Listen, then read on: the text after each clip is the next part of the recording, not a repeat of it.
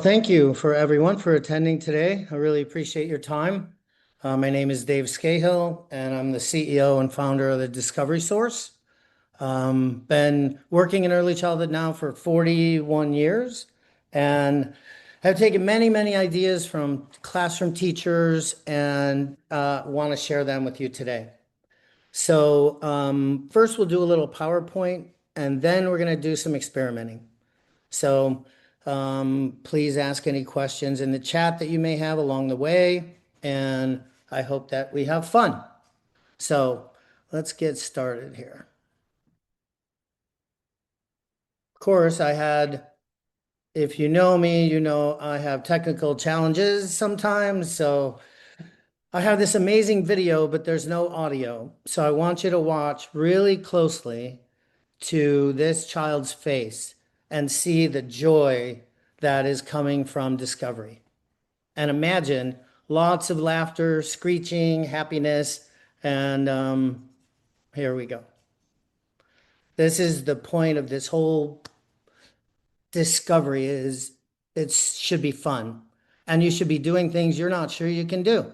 And just try it and see what happens. And not be afraid of failure, because failing in science experiments and in STEM is going to happen. So here we go. Let's get started.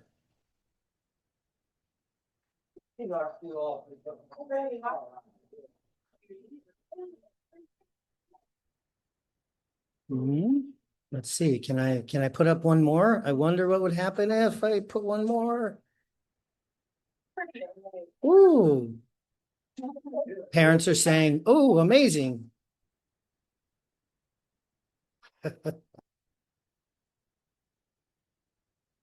I wish you could hear the screech of joy. All right, let's see what we can do. Maybe one more? Really? Can we do that?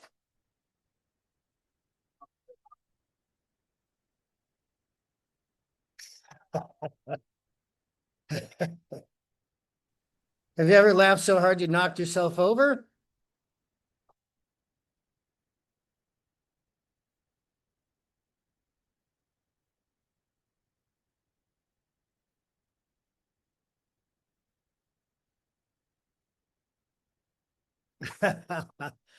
All right.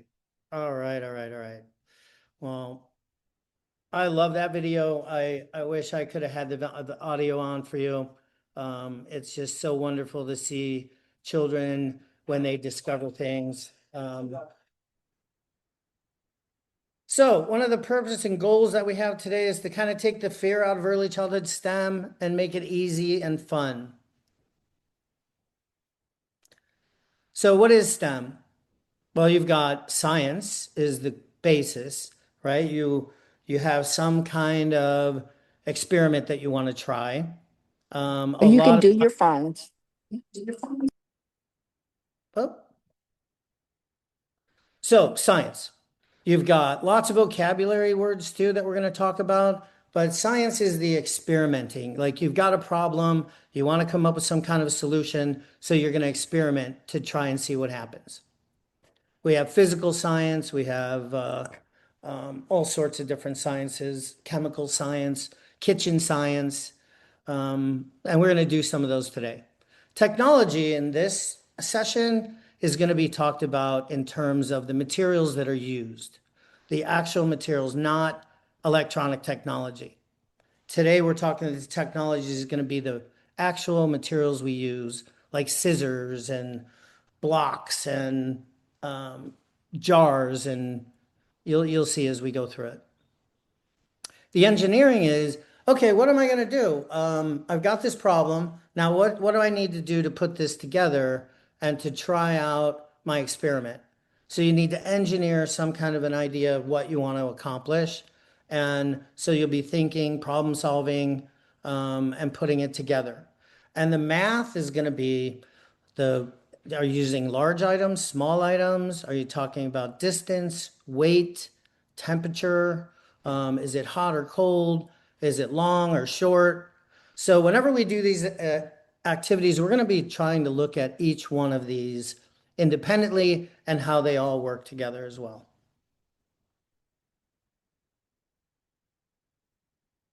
All right.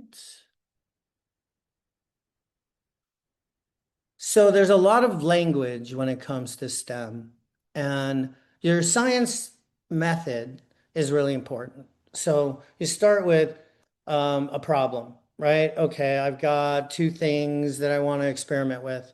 Um, I wonder what would happen if is a good question, right? You start with that question. Well, what do we do next? Well, we experiment, we try it. So let's take two things. We express what we're trying to do in words, and we use a lot of language and vocabulary as we're describing what we're doing. Or if you're talking to very young children, you're describing what you're doing and use lots and lots of language and words throughout the activities. So fostering a STEM mindset is not rocket science. It should be fairly easy and should be fun. So, do you tell your children what to do when you give them paint and crayons, Legos, Play-Doh? You just let them explore and experiment. So STEM can be very much the same, where you put out materials for them with knowing they have, if they mix these two things together, or they roll this ball down a ramp, or they do some kind of a sound experiment or magnetism, that they may not know the answer and you may not know the answer, but they can experiment and play and discover. So give them interesting materials and encourage them to create.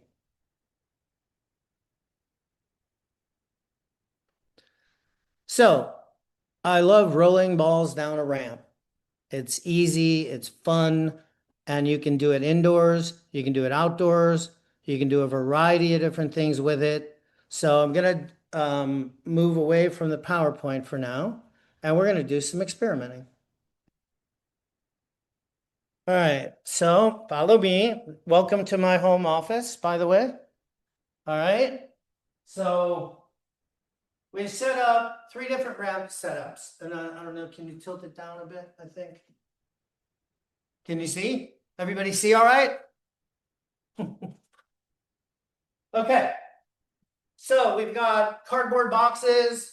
We got some plastic runners, whatever we call these things, like rain gutters. And then I've got a box of balls. So we've got a variety of different balls, different sizes. So the first thing I want to do is show you the tallest box has the biggest angle here. So the ramps are on angles. And what we're going to do is we're going to roll the ball down the ramp. And the question would be to children, what do you think, which one of these ramps is the ball going to roll the farthest? Then they can do an estimation, right? So there's the math. The science is, I wonder how far the ball will roll. The engineering or the technology is the boxes and the ramps. The engineering is we put these on different sizes so we could try out our experiment. And the math is going to be estimating how far the ball will roll, then doing the experiment and finding out. So the question I have is for you, how do you think the ball is going to roll the farthest from the tallest, the medium, or the shortest? So let's try it out.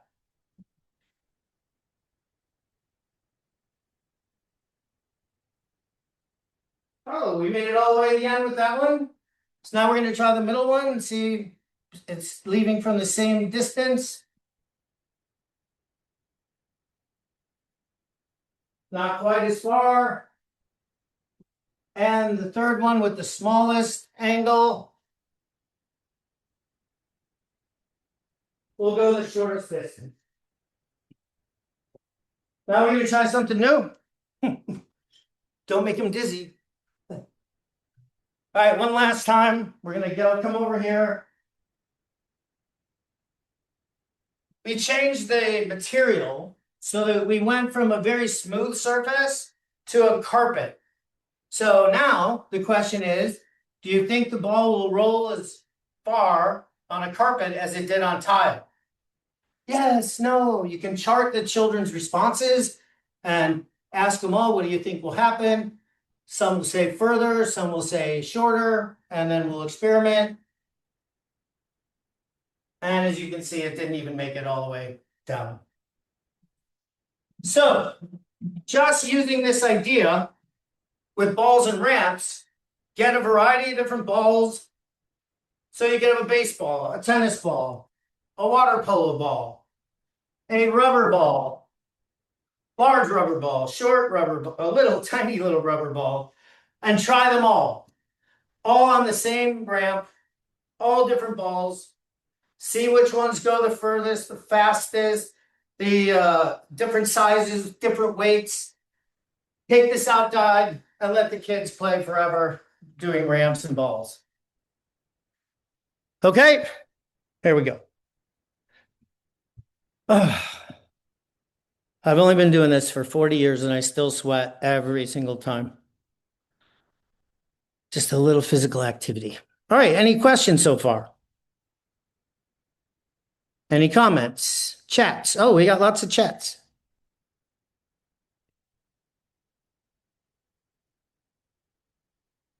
Da-da-da. All right, so how many of you have taken this kind of activity out into the yard and done this with kids? Anybody with experience with this that has any comments about it? Come I on, actually don't be have. I bashful. had when I was teaching, I had a magnet wall and I found these magnets that could hold those ramps.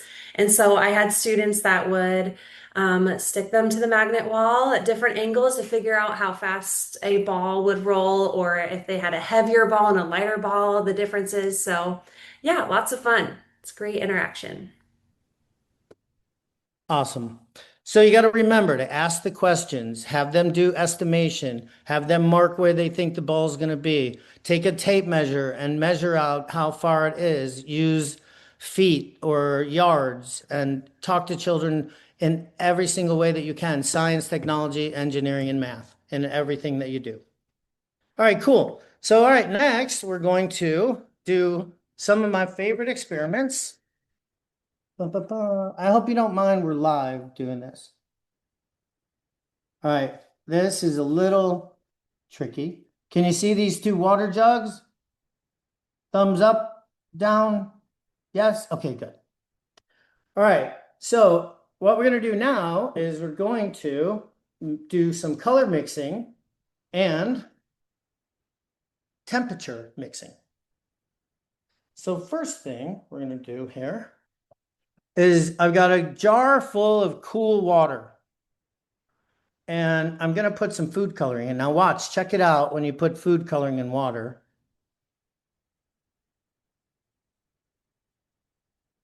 Oh, got to open it first. uh, Here, can you do me a favor, please? Do that. No, didn't think about that. Everything's got to be protected now. Make sure they have seals on them and covers. So there we go.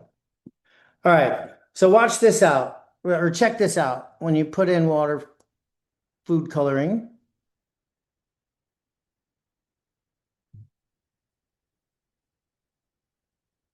wait, why is that? Huh. Sorry. Anyway, if you want to soothe children down, just doing this activity is amazing because the way it dissipates in the water is really cool and a great visual for children to watch and observe how the food coloring dissipates into the water.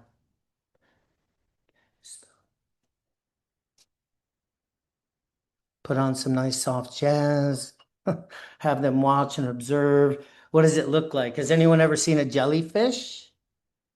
Can kind of look a little bit like a jellyfish. All right, so now we're going to mix it up a little bit.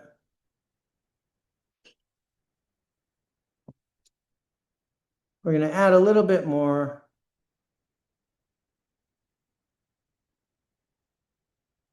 Ooh. Ah. Are we having fun yet? I am. All right, now we have a little small jar, and this is made of glass. So this can be plastic or glass. This, and it needs to be see-through. This needs to be glass. So it's heavier because what we're going to do is we're going to drop it down. Well, first we have hot water, which is not that hot. All right, so I can put my finger on it. It's not that hot, but it is warm. So now we have, let's see, we got red, and let's do yellow. No, red and blue. All right, so now we're going to take the jar and we're going to put blue. So 3, 4, 5, 6 drops. Make it nice and dark blue.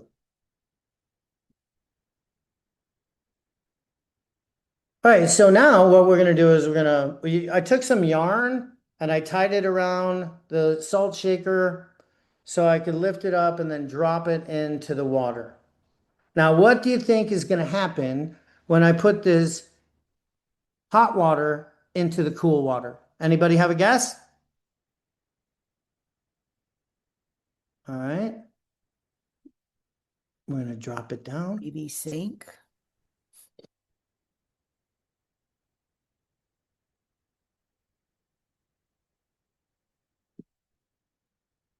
Can you see that? What's happening? The hot water is rising up to the top.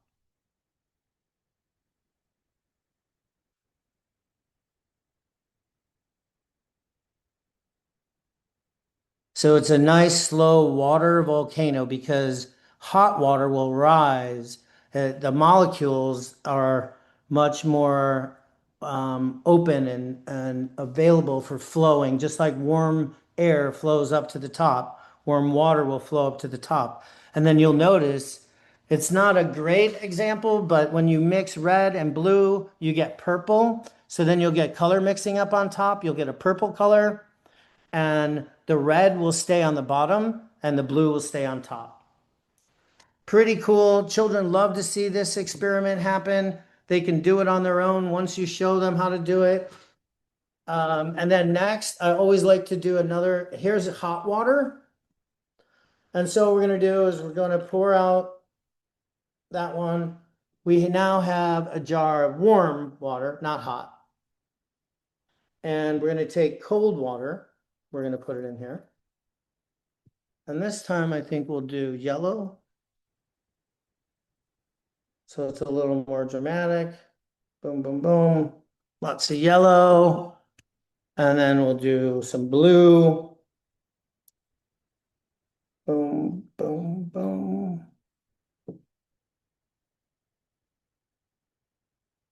Oh, that is bright yellow. Can you see that yellow now? Chair. All right. Now we have blue in the jar, which is a little different. It didn't quite all mix together. So now when we put the cold water in the warm jar, there you can see this time, I think you can see it pretty clear. It's very green. And what else do you notice? Nothing comes out of the small jar.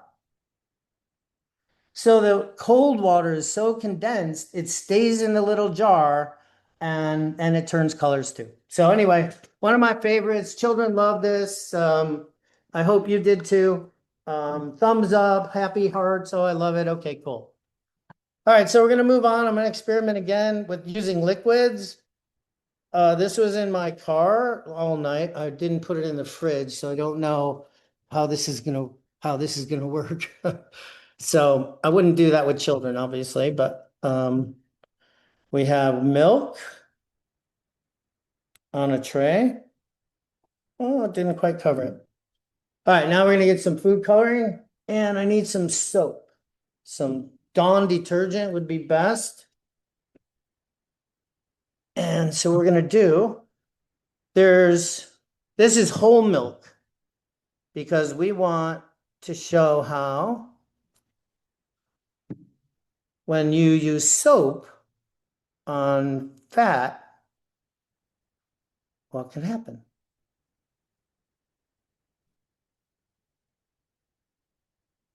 So we got a little food coloring to give us that dramatic experience. All right, now we got Dawn, a big old thing of Dawn, and we're going to put a little drop in the corner. So what do you think will happen when you put soap onto fat? It'll spread.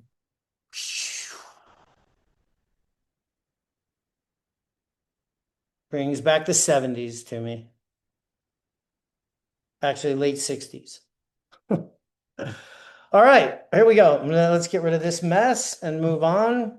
Let's see, let's get rid of that. We'll move it this way. All right, another classroom favorite using different kinds of liquids is here we have a bottle of water, just regular old water. And so here's our experiment. We want to change this water blue because I want to see if I can make something that looks like an ocean wave. Again, to watch it dissipate is fun. So we're going to mix it up. We got blue. We got a nice round bottle. And now we're going to take vegetable oil. And what do you think happens when you mix oil and water? And again, the technology is our bottle itself. We're engineering this by mixing the two, water and oil. And that's also our experiment. So when you add oil, ooh, can you see the bubbles?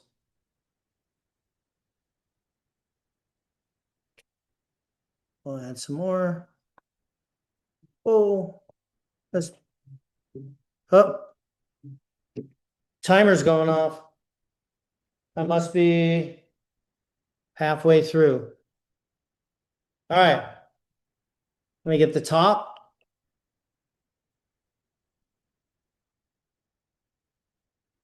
So when mixing different kinds of liquids, these are fun. You can have a variety of things out for children to mix. You know, where you can have mixing bowls and they can try adding color water. They can mix the, change the colors of the water, use vegetable oil, other kinds of liquids that are safe for children to play with, and let them mix and match. So what happens when you mix oil and water and you want to try to make let's see, I'm going to try to make a wave here.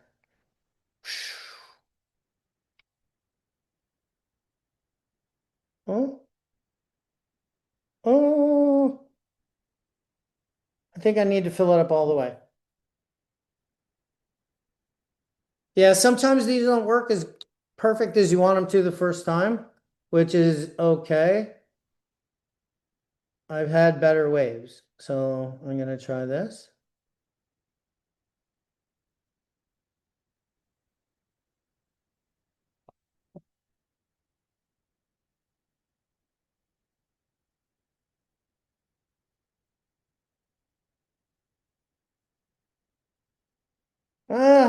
Not bad. Anyway, when you mix it all together, another very visually soothing thing to watch is when all the water and oil mix together.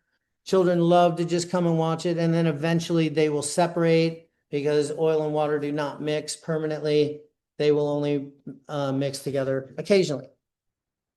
All right, let's move on. Next thing, we've got, all of you have probably made volcanoes before, right?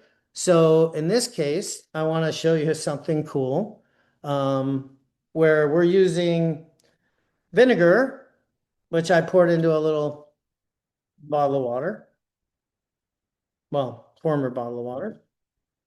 And then I've got a balloon, which I know is some programs cannot use these, but I want to show you this for demonstration purposes. This would be an activity that you would demonstrate to children, not let them do on their own. Now we're going to take a half teaspoonful of baking soda and we're going to put it in, and then we're going to do another one. I'm making a little mess here. So I have baking soda inside the balloon, vinegar inside the bottle, I'm going to put the balloon over the top of the bottle, make sure it's sealed. And then what happens when you mix baking soda and vinegar? We make volcanoes that way, right? We cause gas. So here we're going to capture the gas and we're going to try to blow up the balloon. So when we drop it in,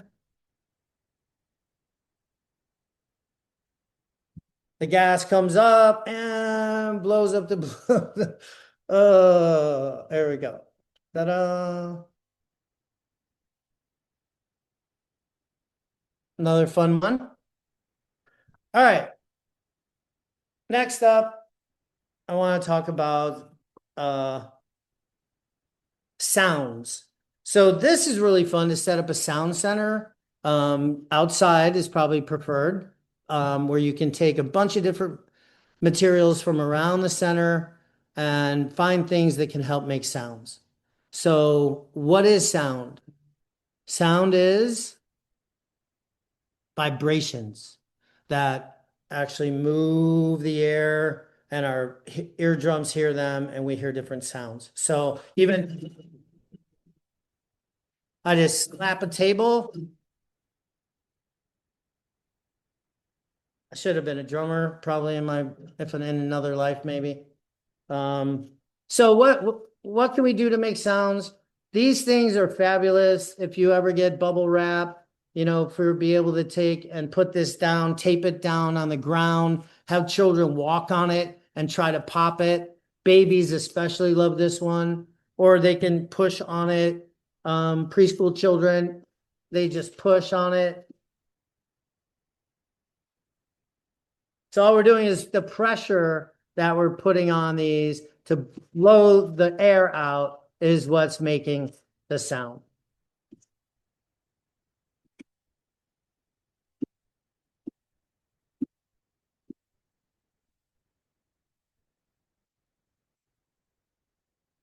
And it's also a very good stress releaser if you ever want to get some stress out. You can pop out some bubble wrap. And the bigger they are, the better. The little tiny ones make higher pitch sounds. The other fun way to make sounds is getting some kind of containers that are empty that maybe have a metal. This one's metal. Okay, you make a little sound here. But if you hold it on the bottom, you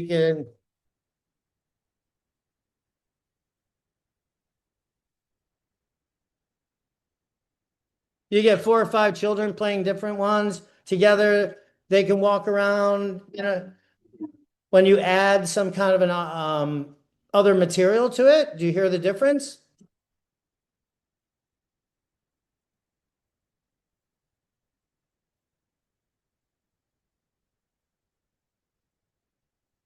All right, there we go. There's another container, metal.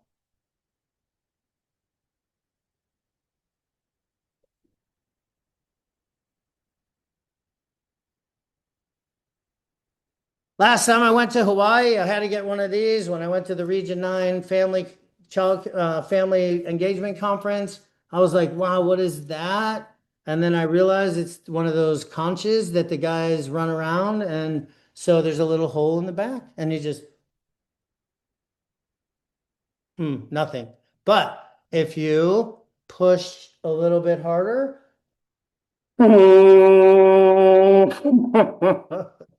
Ah, I hope you're having fun because I'm certainly having fun. All right. So making sounds is so much fun for young children. And this is another one of my favorites. And again, remember the STEM. So you got the science. That's what is sound. Where does it come from?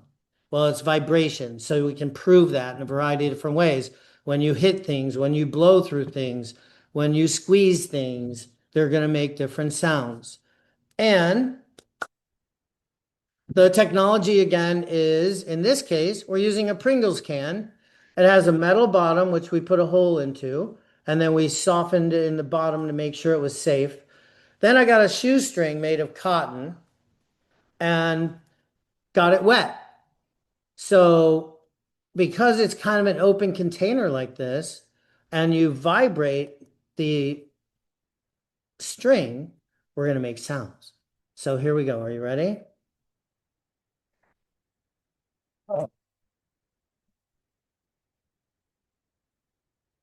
Not bad. Let me get a little wetter. And there we go. Here's a little duck sound.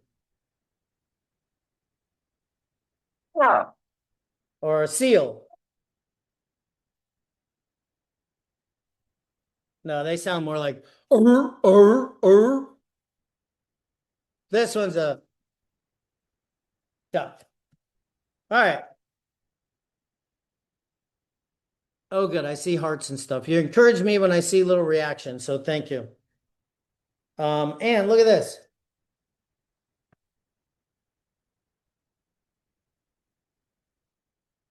This thing is still sitting in there. Hasn't ever come out. So just thought you'd like to see that. All right, talking about sound. This one always cracked me up. So here we have a straw. Here we have straws. Oh, good. I love the hearts. Thank you, thank you, thank you. Okay, here we have a long straw. And what I did is I cut the tip so it's pointed. And I'm going to squeeze the tip of the straw. Now, if you just blow into a straw,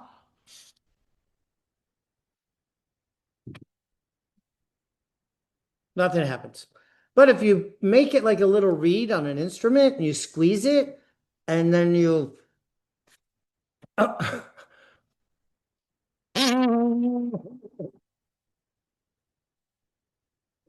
you can make a little kazoo.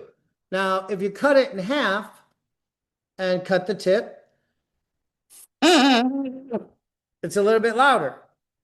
If you make it a little smaller, what do you think is going to happen to the pitch?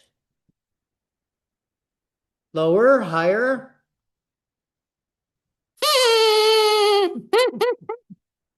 All right, now let's cut it in half again. It's a little hard for children to do, but it's fun. And you got to get them to practice by going. Everybody do that. Ready? 1, 2, 3. All right, fine. Don't. You don't have to.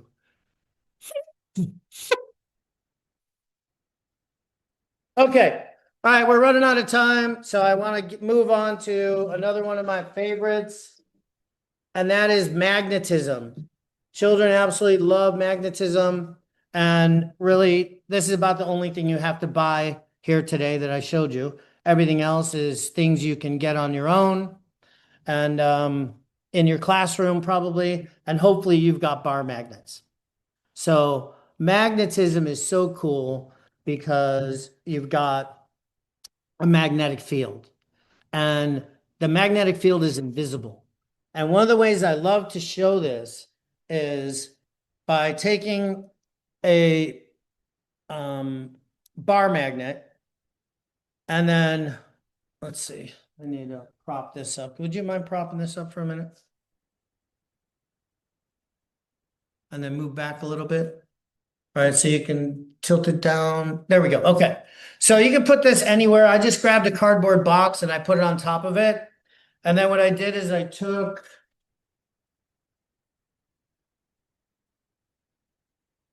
our mascot, Tucker Turtle, which helps everybody calm down and self-regulate themselves. And so I attached a little string to it. And when I pull it down, let's see, can you see this? Can you see that? I need a background, a better background. Wait, there it is. Now look at that. Tucker just suspends in midair until you break the magnetic field. Here's another one. I used something else, just a piece of metal. Same thing. You get that magnetic field. Children can put their fingers in between it. And the lighter it is, the further you can separate the magnet from the piece. So that magnetic field that surrounds it is just invisible, but very strong. Okay, lift it up a little bit. And then they can move it from the top and they can see when it hits into that magnetic field, it gets pulled in. Bada bing, bada boom. All right. Other things you can do with them, like using a magnet to, either attract or repel. Come on, let me see. Let me see if I can get it. I can knock this box over. Knocked it over without touching it. All right, let's go back. So these were some of the experiments that I've been shared with over the years with teachers that have just been amazing for children. They love them. They're easy to do, but they're also fun. So I'm going to go back to the PowerPoint real quick. And I probably should have told you early on to maybe, hopefully, you took some screenshots of some of this so that you would have it later. But I don't always think of everything. So I want to introduce you to this curriculum that's free, that was paid for by Head Start, that has hundreds of ideas and experiments. It's called MESS, The Marvelous Explorations Through Science and Stories. You can, if you just look it up, or I don't know how you can get this link, but there are 9 different curriculum guides with everything you need to do these activities, and they're all free. So if you can either write this down to find the PDF, or just type in MESS science curriculum and it'll come up on the ECLEC site, and you can have all of this for free.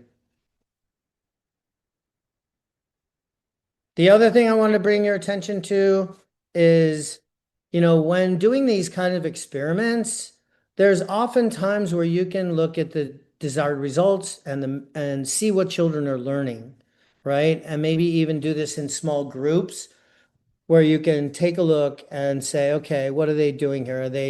Are these approaches to learning? And some of them are. Social emotional development, sometimes yes, when they're working in groups. Language and literacy, if you're using stories around any of these topics. Obviously cognition in math and science, and just about everything we did, there's going to be something that you could pick out of here. Sometimes their physical development, when they're doing the rolling of the balls and they're running after them. That's especially good for toddlers. Give them a ball, let them roll it down, and then have them go chase it, bring it back and roll it again, and roll it again, and roll it again. Let's see what else we got here. I'm being told it's time to go, so there's my information. I'm formerly a board member of Region 9 Head Start for about 8 years or so, and it was really my honor and pleasure to do that. I'm always going to be a friend to Head Start. We would love to help support you in any way we can at the Discovery Source. If you're not familiar with us, please go to our website and check us out. We have representatives all over the state and country that we can help you in any way that we can. And I think my time is about up.